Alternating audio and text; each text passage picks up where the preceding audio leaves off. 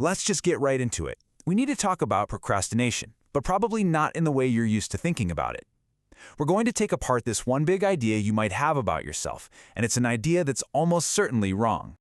You know the feeling, that big project, that important task, it's just sitting there. And as you put it off, one word just echoes in your head, right? Lazy. But what if that's not it at all?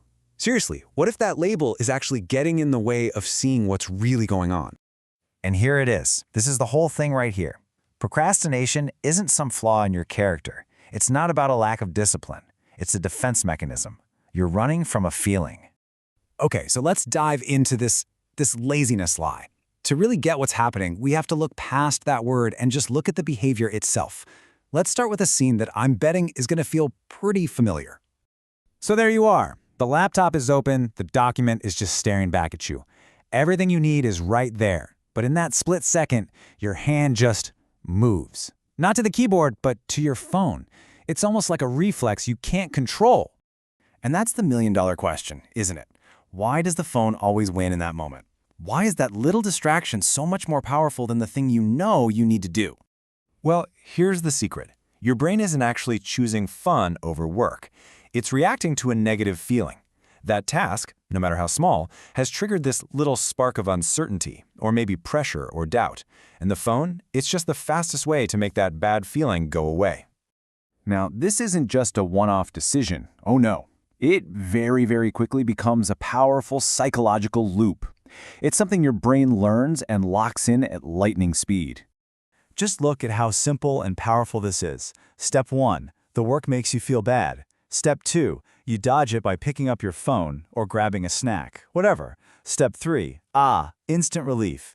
And here's the really crucial part. Step 4, your brain learns a simple lesson. Avoidance means safety. And this really shows you what your brain's #1 priority is in that moment. It's not about long-term goals. It's not about being productive. Its only mission is to reduce discomfort, right now. It's all about the short game. This explains that feeling perfectly, doesn't it? Why sending one simple email can feel like you're trying to push a boulder up a hill. It's not because the email is hard. It's because the emotional weight that's attached to it just feels huge. So what this means is you are never actually avoiding the work itself. You're avoiding these feelings. You're running from the doubt of, what if I can't do this right? Or the fear of being judged, or the pressure to be perfect. The task is just the thing that's carrying all those emotions. Okay, so this brings us to the really quiet part of this whole process. It's the part that happens so fast we usually miss it entirely. But it's maybe the most important piece of the whole puzzle. This is the sequence, right here. It's not a logical choice to procrastinate. It's an emotional reaction. The feeling hits you first, it's instantly followed by the act of avoiding, which then leads to this period of, silence. But what does that silence actually sound like? Well, it sounds like the endless scrolling on your phone. It feels like telling yourself, okay, just 5 more minutes. And before you know it, you look up and an hour has just vanished into thin air. And this, right here, is the absolute cruel irony of the whole cycle. That tiny bit of relief you got from avoiding the task, it gets completely wiped out by this crushing wave of guilt that hits you later. And that guilt, man, it feels so much heavier and it lasts so much longer than the discomfort from the original task ever would have. When you see it this way, it all kind of makes sense. Your brain isn't trying to sabotage you. It's literally just trying to protect you from a bad feeling. But in doing so, it's making a huge, short-sighted mistake.